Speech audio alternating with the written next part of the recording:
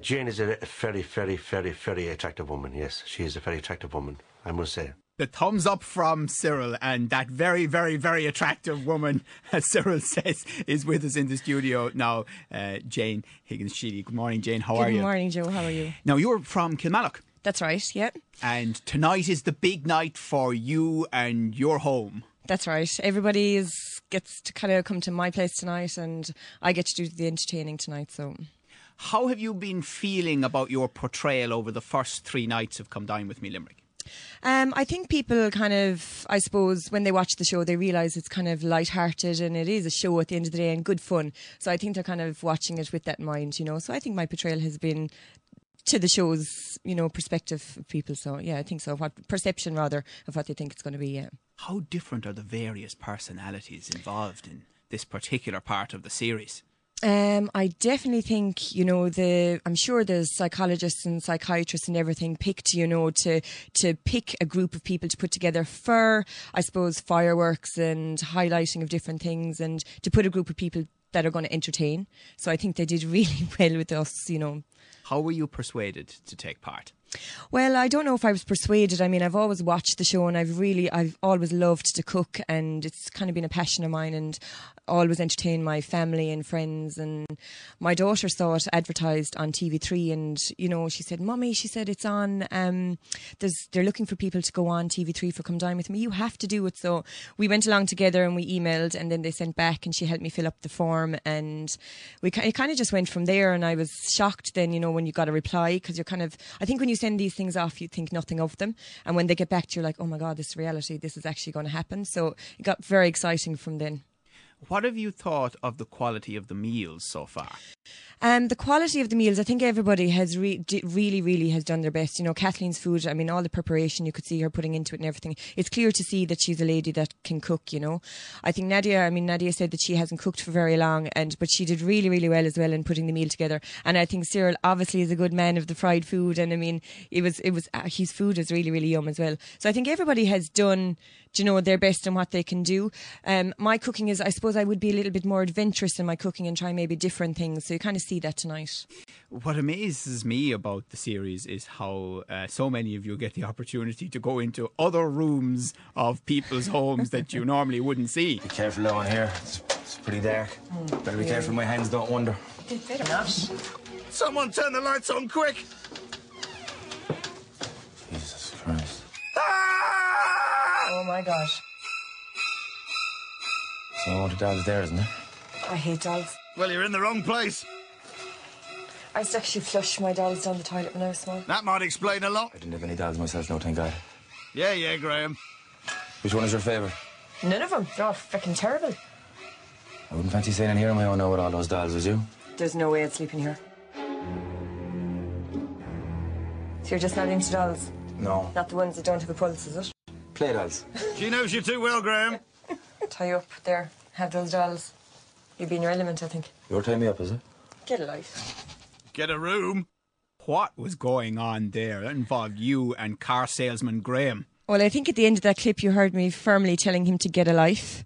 So, and Dave Lamb gets in with his snarky comment of whatever he said, but that was definitely, I suppose, portraying Graham the way, you know, he's fun and, you know, a really good kind of fun. We were told kind of, you know, make it funny, make it interesting, and I think that's what we did. So you were in Kathleen's room. We were in her bedroom. There was full wall to wall with like these porcelain dolls with the curly hair, and it really was freaky. Seemed to be like thousands of them inside in the room, but it's a passion that she has, and she told us on the night, I think you heard last night, that she washes them and really looks after them. So she really is kind of passionate about them, and I think she was saying her daughter, I think you know, used to love them, so she looked after them for her daughter, which is a lovely hobby to have. There's no doubt that Cyril and Graham are both vying for your flirtatious attention. I don't know about flirtatious now. I think banter would probably be the better word there. But I was watching last night's episode very carefully now, and there was a fair bit of flirtation going on. Really, Joe? What are you trying to get from me? Because I don't think you're going to get it. But I don't think it was flirtation. It was definitely having the banter with the boys, because it was kind of going on all week, and, you know, it was kind of joisting and kind of bantering at the end of the day. Let's hear another clip. What's the worst advice that you've ever taken? I don't take advice. Ever? I I don't take Follow your advice. own nose. No, I never take advice because it's crap. People tell me do things, I take it on the chin, I accept it, but I don't do it. So in all your whole life, you've never sat down and asked a friend, I'm in a bit of a situation, I don't know what to do, what would you do in this situation? Never, in your whole entire life, gone to your mother, a sister, a brother and asked them for a lending you for advice, ever. You've always just had an independent mind, just do everything that you want to do. Never asked 1 ounce of advice. Nadia, I can honestly say I have never gone to anyone. For her to comment on me, asking me, kind of indulging in what my thoughts were, I think she was trying to be a little bit pernickety. I don't think they'll be meeting for a drink at the end of the week. I think we'd all agree with Graham. It sounds like you and Nadia can't stand each other. Well, again, I suppose the editing process is out of our control, you know. And I mean, that was one clip of a whole 70 hours of filming for the whole day.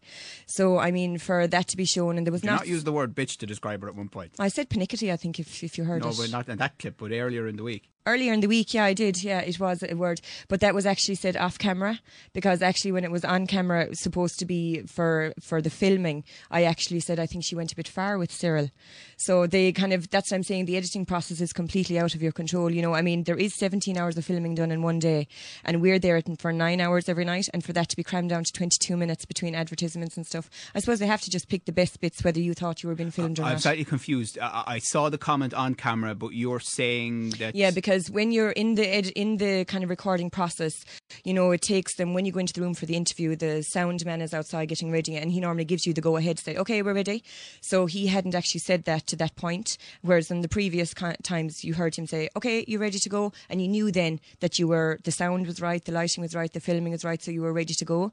Whereas he hadn't said that to that point. It was after that he said, OK, ready to go, and then I said she had gone a bit far. How would you respond to the contention or the suggestion that all of the contestants are doing something that is a classic Irishism, that they are doing a bit of a PR exercise and deflecting from what they actually said, and saying, oh, I was off camera, or I was prompted? Because we've heard this from not just you, but from everybody on the show so far this week.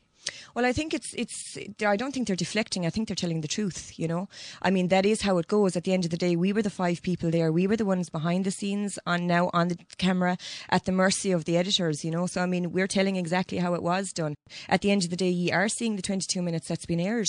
So, I mean, you're asking us, I presume you're bringing us in here to ask us about our experience, and I think we're telling you. And do you feel at all that there wouldn't be a huge amount of sympathy for any of the contestants in that regard? Because that's the format of the programme, and all of you would have seen the British version. Well, I definitely think I suppose sympathy-wise, everybody has their own opinion. You're going to have, not everybody likes everybody. And, you know, people are entitled to their opinions. That's what makes the world free reign, you know. But I think as in, come the English one with the Irish one, I definitely think the English one, I suppose, it's definitely more about the food, and I would definitely say they're kind of making the Irish one a little bit more about the crack and the banter, because now whether the food has been different to the English food or not, I don't know. But I mean, again, it's down to the editing. I wasn't in the editing room. So, I'm sorry, I'm just a small bit confused. As I say, a number of people have said this during this week. Obviously, people went in with their eyes open, but are you saying that at the end of the experience you're unhappy? Oh, God, no, I'm not unhappy at all. God, no, it was really, really good fun, and we all had a good crack doing it. But it wasn't a realistic portrayal of any of you? I don't know if realistic, I mean, to take certain snippets out of a person's real life and just kind of portray on those and kind of highlight those, I don't see then how that can be a perfect, I suppose, portrayal of people. As in there, you said my comment about Nadia earlier on in the show. Myself and Nadia travelled up yesterday together for the expose. We've met out for dinner. We've had a great time. So then again, I mean, so your portrayal would be that we're not talking to each other, which is wrong. No, I'm not portraying that. I'm just asking you, Jane. No, but you were just saying, you actually did say to me... Well, based on the television programme that I've been watching all week. Yeah. And the comments that were made. And, you know, I mean, I don't know you or the sky over you. So No, what I'm exactly. trying to do is try to get a feel for it versus what we saw Yeah, on that's screen. what I'm saying to you. But I think you would accept that a lot of people who don't know you and don't know the other contestants, the only portrayal and the only image that they will have of those people in their minds, because it is a form of reality television, is what they see on screen.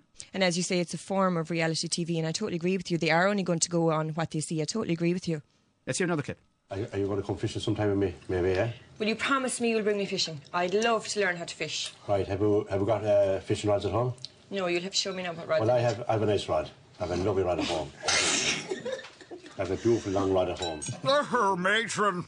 I think Jane's idea of a long rod and Cyril's idea of a long rod were completely different. I felt a little bit violated by Cyril's rod tonight, to be honest, because I was seriously on about fishing. I think Cyril was on about something else. Oh, sorry. I think, again, by that you can kind of see the banter that was had over the night. And earlier on, myself and Cyril were chatting about hobbies and stuff, which you didn't see. But I was saying, my husband actually used to do fishing before, and I was asking him, I wouldn't have an idea kind of what fishing rods to pick for rivers, for sea and everything. And he said, no problem. He said, if I'm in town, he said, I can, give you advice on it. So I said, brilliant. And then it was kind of whispered in my ear, ask Cyril about the fishing, which I did. And then the rod comment came out. So yeah, again, it was fun. It was banter. He's hilarious. And yet, after that, the hot tub is still to come. And the hot tub is still to come. And Cyril is definitely the highlight, I think, of the show again tonight. He's just a really, really funny man. And is he naturally funny? I think he's hilarious. I've met him out now as well. I mean, again, we've met out a couple of times and my husband has met him and everything. And he thinks he's hilarious. He's naturally a funny, funny man. Cyril, what's your most embarrassing moment? I don't think I have one, actually. I don't believe that. Well, Cyril, I can give you an embarrassing moment. Because I just went into the toilet and I sat in the seat and you didn't lift it. You can't take him anywhere. That's disgusting, Cyril. I went in. It couldn't have been Cyril, because if it was Cyril, he would have went out the back.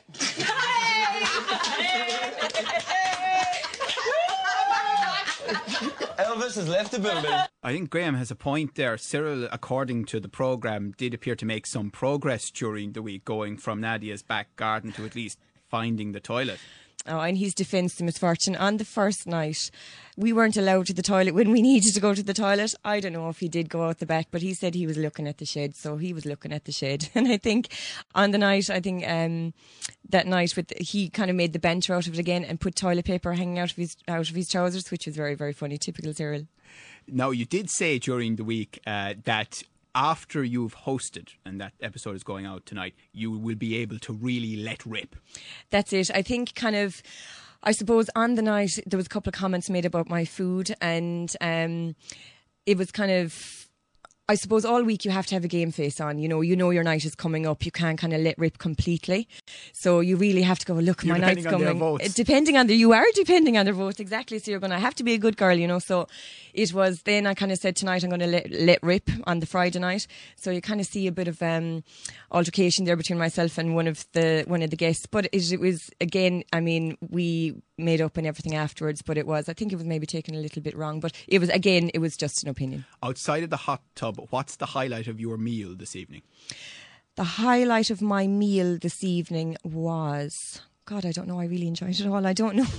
It was, I think the highlight of my meal, I suppose, was just having everyone together and they all sitting down and hearing their opinions on it and what they genuinely thought about it. And I suppose just being with them all, I had such good fun with them all that week and it was lovely to have them in my home. Finally, Jane, do you think that in overall terms this is positive publicity for Limerick? I'd like to think it is positive publicity for Limerick, because at the end of the day, I mean, like every city, everyone has their ups and downs. Unfortunately, Limerick does get portrayed a little bit more negatively than anywhere else.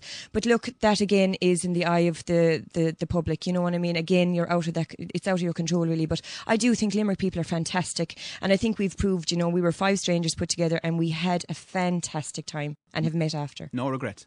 No regrets whatsoever. Okay, that's a great way to finish. And I hope that everyone tunes in tonight. TV3, 9 o'clock, and you are tonight's host. Jane, pleasure to meet you. Joe, thank you very much.